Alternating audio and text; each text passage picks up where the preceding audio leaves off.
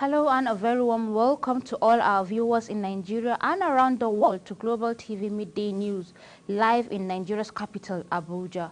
I am Fauziya Lukman. Operatives of the Nigerian Army, Nigerian Security and Civil Defense Corps, in synergy with the Tantita Security conducting anti-oil theft operations in southern Nigeria, have intensified the fight against criminals sabotaging Nigeria's oil sector, as troops of the 34 Artillery Brigade uncovered and destroyed 2 revamped oil bunkering camps in Egbema west of Ohaji Egbema local government area of Imo State. The Director Army Publication Relation Brigadier General Onyema Nwachukwu in a statement said troops completely shut down the operation of the illegal refining site containing 44 drums oven, 3 reservoirs of estimated 30,000 liters capacity of illegal refined automatic gas oil AGO, and 53 sacks of, adding that troops of 3rd Battalion in conjunction with members of the Nigerian Security and Civil Defense Corps NCDC, as well as Tantita Security Service, also destroyed 4 active illegal refining vamps in Opumami community of Vori South local government area of Delta State. The anti-oil theft operative destroyed 3 wooden boats, 6 ovens, 6 reservoirs, 11 drums containing illegal refined AGOs, 1 large reservoir loaded with stolen crude oil, 38 sacks of stolen crude oil, and 2 tapping hoses.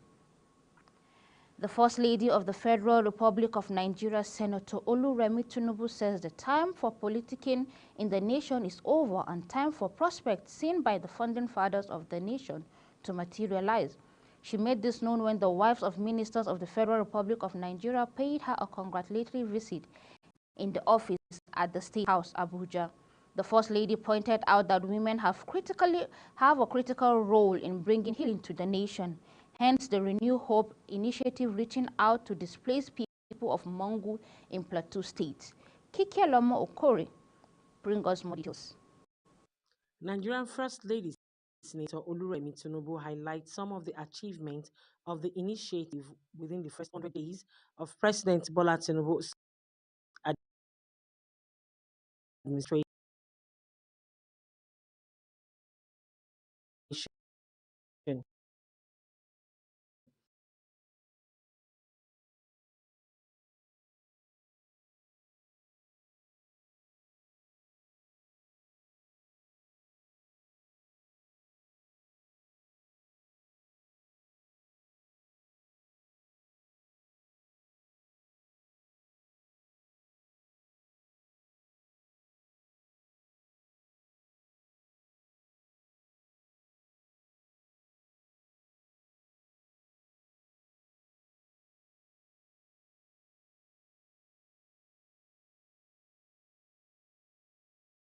Just little outreaches, and I think that's what is more important. When we build lives, we're actually building our nation.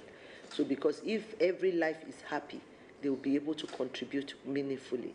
In her remarks, the leader of the team and wife of the Minister of Petroleum appealed to the First Lady to have their forum participate in the Renewed Hope initiative through capacity utilization, while pledging to continue to support Renewed Hope agenda for Nigeria. We are here today as wives of the Federal Ministers to say a big thank you to Your Excellency, wife of Mr. President, for the supporting role you played beside our dear President Ahmed Tinubu in the quest capable hands to constitute the present Federal Executive Council, for which our dear respective husbands are directly beneficiaries. Your Excellency, Ma, this event today gives us opportunity to pledge our loyalty to you and to identify with your pet project. We wish to emphasize that your noiseless disposition in handling state matters has greatly endeared you to us in this. Department of the State Service DSS says its attention has been drawn. Also promised that it will not hesitate to dispense proper disciplinary measures to its staff if found flouting standard operating procedures in dealing with members of the public. Ahead of the November 11 gubernatorial election in Bayelsa State, the Independent National Electoral Commission INEC has promised that the bimodal voter accreditation system, also called the BVAs, will also be used for the accreditation of voters and transmission of results.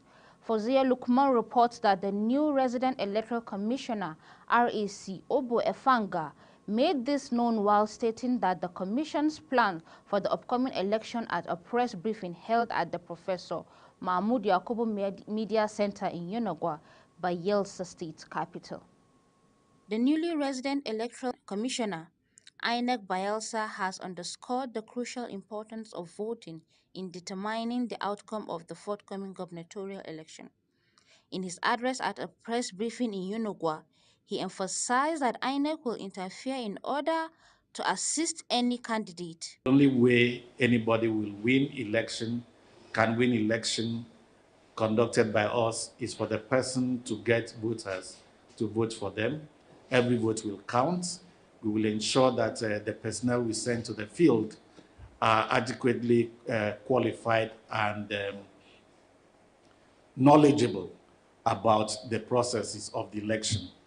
We will not interfere in any way to aid or assist anyone. Also to mention that on Monday, the 11th of this month, we will allow voters who have not collected their voters' cards an opportunity to do that, and it will last for 1 month. Resident Electoral Commissioner assured members of the public that INEC is committed to ensuring that only qualified and knowledgeable personnel will be deployed to oversee the electoral process. To this end, he announced that INEC has opened its portal for potential ad hoc staff recruitment. I had meetings with the Commissioner of Police in the state today. I also met with the State Director of the DSS. In the days ahead, I'll be meeting with other security agencies, and we'll soon have a meeting of the ICES, the Interagency Consultative Committee on Election Security. Some trainings have started, and the trainings will continue. We have opened the portal for potential ad hoc staff to register so that they can be recruited. Regarding security concerns, to ensure adequate protection for voters and officials throughout the election period. Fauziya Lukman, Global Television. Governor Akeredolu of Ondo State resumes office after 3-month medical leave. The governor, who returned from medical treatment in Germany on Thursday, has notified the State House of Assembly of his duty after being abroad for 3 months on medical leave. Receiving a letter from the governor on Friday, the Speaker of the House, Olamide Oladeji, said it was in line with Section 190, subsection 1 of the Constitution of the Federal Republic of Nigeria as amended. According to the letter, which was received during the parliamentary meeting of the House, the governor resumed duty Friday, 8th of September 2023. Mr. Oladeji, who expressed appreciation to God for bringing back the governor, hailed and hearty, said the entire people of the state were glad to see him back in office. The Nigerian Communication Commission has said it will prosecute telemarketers who illegally access the telephone numbers of telecom subscribers for commercial activities and gain. It notes that the claim that the telemarketers obtained telecommunication consumer phone numbers for the commission was false. The NCC disclosed this in a public note titled Unauthorized Use of Telecom Subscribers' Phone Numbers and Other Personal Information by Telemarketers, signed by the Executive Vice Chairman, NCC, Professor Umar Dambata. The Commission explained that it fully abides by the principles and rules guiding the protection of privacy of consumers of telecommunication services, and no service provider of telemarketers is authorized to invade, harvest, or use subscriber data in any form of guise without the express approval of the consumer, except otherwise provided by law. The Acting Controller General of the Nigerian Customs Service, Bashir Adewale Adeniyi, says his administration will not rest on its oars until the menace of smuggling is significantly suppressed in Nigeria.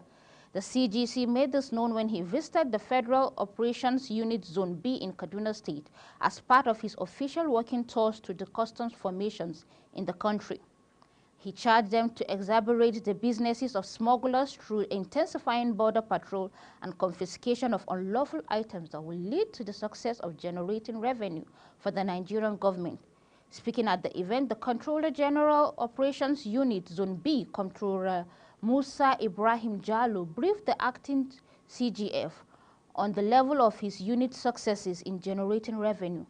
According to him, the customs community relations in the unit is already paying good results as they have recently recovered 2,500,636,150,000 in revenue, which he said was achieved due to the commitment of the officers at the unit.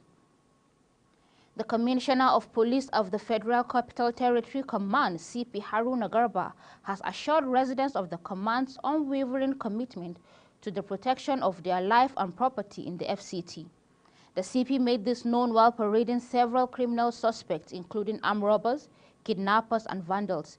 Kike Lomo Okiri has the rest of the story. While reading out some of the cases, the Commissioner of Police explained that on the 1st of September 2023, at about 15 hours, operative attached to Durumi Police Division, acting on actionable intelligence trade, and arrested one Nuhu Zaria, who specialized in snatching GSM phones from innocent commuters. After snatching phones, he removed the SIM card and sells the phone, then hand over the SIM card to his girlfriend, one Bumi Samuel. The girlfriend, on her part, make withdrawal of all monies from the accounts that are linked to the SIM card. The police operative have so far recovered 76 SIM cards, 2 OPay ATM cards, and a golden wristwatch from the suspect. The suspects, however, confessed to the crime which they are accused of. When they are shouting passenger in the main road, you say beggar or Nyanya Maraba, you say or Maraba Nyanya. In the presence of the entire car, and I pick your phone. And I pick the phone,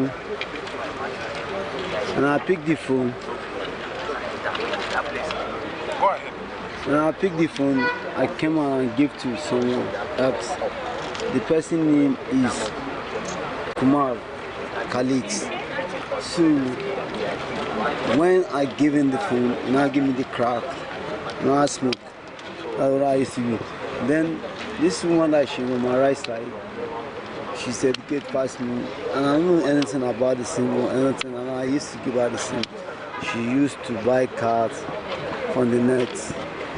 When she buy the car from the net, she now sell it to Naira and give her anything. The car which she used to buy for Zenith, nearly past 3,000 Naira. The phone, they give me the SIM, then I insert it on the small phone. There's a general code I press. It brings out all the list of the bank in the SIM. What's the code? Star 425. Okay. So whichever, does it work with specific SIM cards? Yes, any of the bank, any of the SIM. As long as there's a bank registered to that line, it will bring it out. So then we recharge. When we recharge, and we get the balance of the person. If it's above 20,000, we can open mobile wallet, then we transfer the fund there. Sorry. So that is how I operate.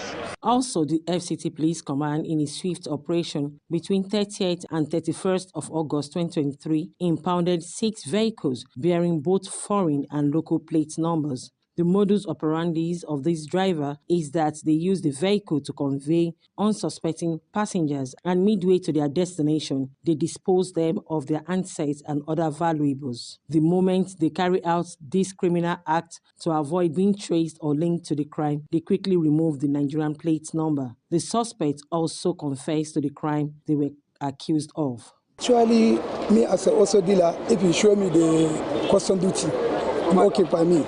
But if you say plan number there, I can ask the paper. But actually, there is no any plan number in the car. You brought the car, why the custom duty of this car? I said, I don't have money. So from there, my end it. So you contact with the person for Abuja here, they discuss the business enter 9.5. If I brought the car, they'll settle me. So no problem. So that's all. So, no, the person who brought the car to you, yes, where is he now? In River State. Have you been able to contact him to tell him your situation? No, I didn't tell him anything where he's going. Anything happened from yesterday to now, I never tell him what he's doing. But also, it's my customer. I'm changing dollar. And what they do mostly in the night is that when they pick and all suspecting passengers, as they get away almost midway to the destination or to a lonely place where there are no lighting or an obscure place, they rob the unsuspecting passengers and drop them. But the moment they leave that place, they will remove the number that is superimposed. That's Nigerian numbers, plate numbers. They will remove it and then leave the foreign plate number, so as to dissuade the security agencies from getting to them and arresting them.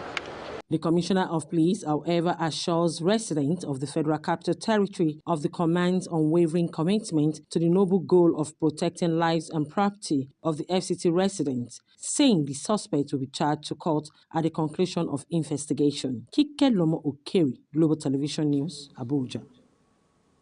You're watching Global TV Midday News, coming to you live from Nigeria's capital, Abuja. We're on StarTimes channel 276. Kindly follow us across social media platforms using @GlobalTVNG and other handles now showing on your screen. When Midday News return, U.S. aid facilitates $205 billion investments for Nigerian agri firms. We'll tell you more about this and more right after this break. Please don't go away.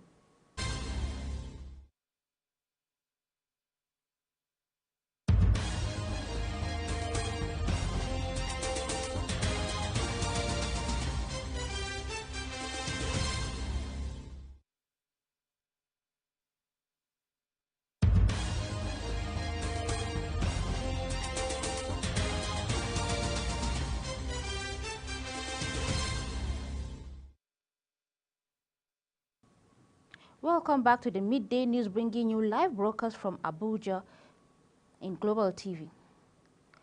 Gabon's military rulers have appointed Raymond Ndongsima, a prominent opponent of the ousted president Ali Bongo Ondimba, as interim prime minister. He is the first civilian leader named by the junta, which overthrew Bongo in a coup at the end of August. Ndongsima, a 68-year-old columnist, served as prime minister under Bongo from 2012 to 2014 before becoming a critic and eventually challenging the longtime leader in elections in 2016 and 2023. His appointment announced on TV on Thursday was made in a decree by the Gabon's new military leader, General Brice Oligui Nguema, who was sworn in as interim president on Monday. In his inauguration speech, Oligui vowed to uphold free, transparent, and credible elections to restore civilian rule, although he did not give a time frame. He also said he will shortly announce an inclusive transitional government, drawing on figures from across the political spectrum.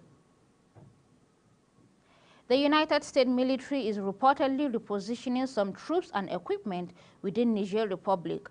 It is believed that the Pentagon will withdraw a small number of non-essential personnel based on what it says out of an abundance of caution. This, it said, would be the first major American military movement in Niger Republic since a coup in July. Before this movement, there were 1,100 troops in the West African country. Signs of discontent within the Nigerian army forces are mounting. Soldiers, both non-commissioned officers and officers, do not feel supported by the protected by the junta's general. The latter are more concerned with protecting their financial investment and their already shaking foot in power than with defending the interests of their subordinates, no longer listening to their men. The junta seems increasingly isolated while popular anger rumbles. The federal government has ordered power distributing companies to deploy customer engagement platform within the next 3 months, beginning from 1st of September 2023. The directive meant that the DISCOs must install the facilities before January 2024. It gave the order through the Nigerian Electric Regulatory Commission and explained that the directive became vital due to the failure of DISCOs in resolving the complaints of the power users. The directive was contained in a document from NERC titled Order on Deployment of Customer Engagement Platforms. The United States government, through the Agency for International Development, USAID, has facilitated $205 million in debt and equity investment for Nigerian agribusinesses in the past 5 years. The agency disclosed this on Tuesday in a statement announcing that USAID-funded West Africa Trade and Investment Hub workshop themed Leveraging Private Sector Engagement to Promote Sustainable Impact that began on Wednesday. According to the agency, the two-day event will highlight the Trade Hub's effort to expand trade and invest opportunities and improve livelihood and communities in the West Africa. It stated that Nigeria, with its untapped pool of labor, has vast potential for economic growth, stating that there is an opportunity for the country to become a dominant exporter and hub for West Africa region and Africa. The Nigerian Safety Investigation Bureau, NSIB, has commenced an investigation into a serious incident involving an Ember ERJ-145 belonging to the United Nigerian Airlines. The Bureau noted that the incident, which occurred around 6:33 p.m. on September 8, 2023, had 51 passengers and 4 crew members on board. The aircraft skided off the runway at the Murtala Mohammed International Airport, Lagos, on Friday evening while trying to land during the downpour of Friday night. In a statement by the head of cooperative commissions of the airline, Achilles Chud Ujugbe, the flight had successfully operated and landed at its destination, having arrived from the Sam Mbeke International Cargo Airport in Owerri. However, upon touching down in the downpour, the plane's tires lost grip on the wet surface, causing it to skid off the runway.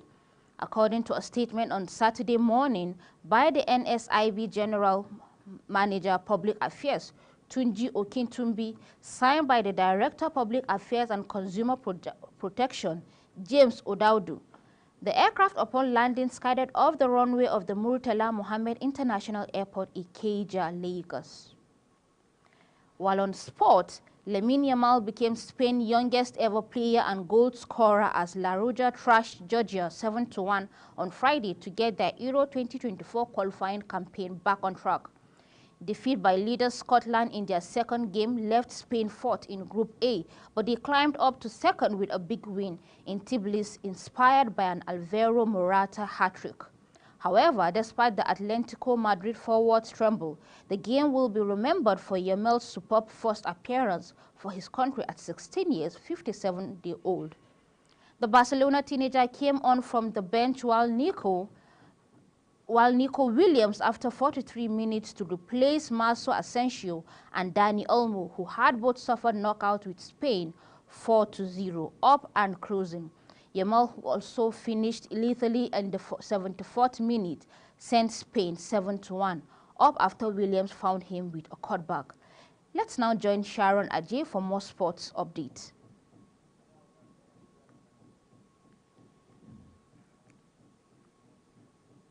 Well, that's it on Global TV Midday News, coming to you live from Abuja.